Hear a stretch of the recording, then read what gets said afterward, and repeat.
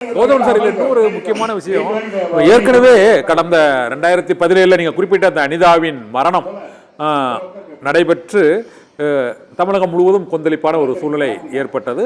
இப்போது முதலமைச்சராக இருக்கக்கூடிய அப்போதைய நடிகர் விஜய் நேரில் போய் பார்த்தாரு. அதனுடைய அந்த நீட் தேர்வினுடைய பாதிப்பு அவருக்கு வந்து ஒரு முழுமையாக தெரிந்த ஒரு சூழ்நிலையில் இப்போது அதற்கு பிறகு சட்டமன்றத்தில் தீர்மானம் நிறைவேற்றப்பட்டது. பல்வேறு விதமான தமிழகத்தில் அனைத்து கட்சிகளும் ஒத்துக்கொள்ளக்கூடிய தீர்மானங்கள்லாம் நிறைவேற்றப்பட்டு உச்சநீதிமன்றத்தில் வழக்குகளும் தொடரப்பட்டாலும் அந்த நீட் தேர்வு ரத்து என்பதை நோக்கி செல்ல முடியாத சூழ்நிலைக்கு மத்தியில் ஆளும் அரசு ஒரு காரணமாக இருக்கக்கூடிய நிலையில் இப்போதுதான் டெல்லியில் இந்த போராட்டம் பெரிய அளவில் வெடித்த பிறகுதான் வந்து இந்த மத்திய அரசின் கவனத்தை வந்து அது ஓரளவுக்கு ஈர்த்ததாக கூறப்படுகிறது. தமிழகத்தில் இந்த போராட்டங்கள் மத்திய அரசை வந்து அசைத்து பார்க்கவில்லையோ என்ற ஒரு கேள்வி எழுகிறது. இப்போதும் தமிழகத்தில் உள்ள எல்லா அரசியல் கட்சிகளும் தனித்து இந்த போராட்டத்தை நடத்தினார்களா? இன்று மாலையில் கூட ஒரு போராட்டம், அது ராகுல் காந்தி மீது நடத்தப்பட்ட தாக்குதலை கண்டித்துதான் போராட்டமே தவிர காக்ரோச் ஜனதா பார்ட்டிக்கு ஆதரவாக போராட்டம் என்பதை அறிவிப்பதில் சில தயக்கங்கள் சில முன்னாள் இந்நாள் கூட்டணி கட்சிகளுக்கு இருக்குது. நீங்க அதை எப்படி பாக்குறீங்க?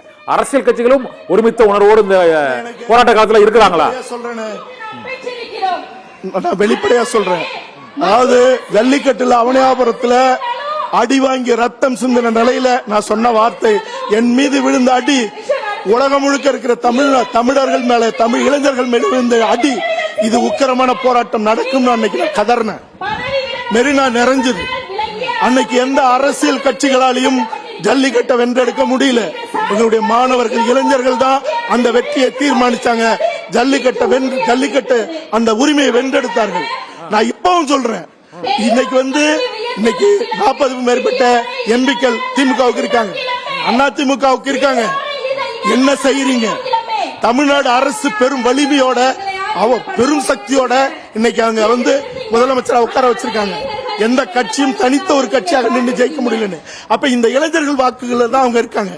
அப்ப தமிழ்நாட்டில் இருக்கிற அத்தனை அரசியல் கட்சிகளும் ஆளுகின்ற கட்சியும் இன்னைக்கு ஒரு மென்போக்க, இன்னைக்கு இந்த போராட்டத்தை கூட மழுங்கடிக்கிற ஒரு வேலையை செய்யறதுங்கிறது, அல்லது இருக்கிற அரசியல் கட்சி வேடிக்கை பார்க்கறதுங்கிறது வெளிப்படையா சொல்றேன், வெக்கமா இருக்கு, அருவருப்பாக இருக்கிறது.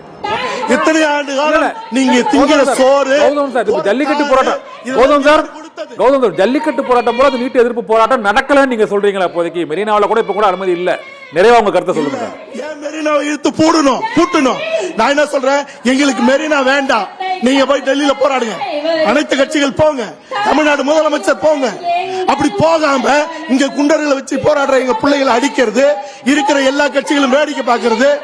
அப்ப இந்த நிலை தொடருதுன்னா, இத்தனை 60-70 ஆண்டு சுதந்திரத்துக்கு பிறகான இத்தனை ஆண்டுகள் மார்த்தட்டிட்டு இருக்கிற இந்த கட்சிகளுக்கு எல்லாம் வெக்கமாக இல்லையா? அருவருப்பாக இல்லையா? நீங்க போற காரு, திங்கிற சோறு எல்லாம் எங்களால வந்தது. எங்கள் வீட்டு பிள்ளைகள் கத்துது, கதறுது. அடிக்கும் போது அவர்கள் கூச்சல் எடுக்கிறாங்க. 20க்கும் மேற்பட்ட பிள்ளைகள் செத்து இருக்கு.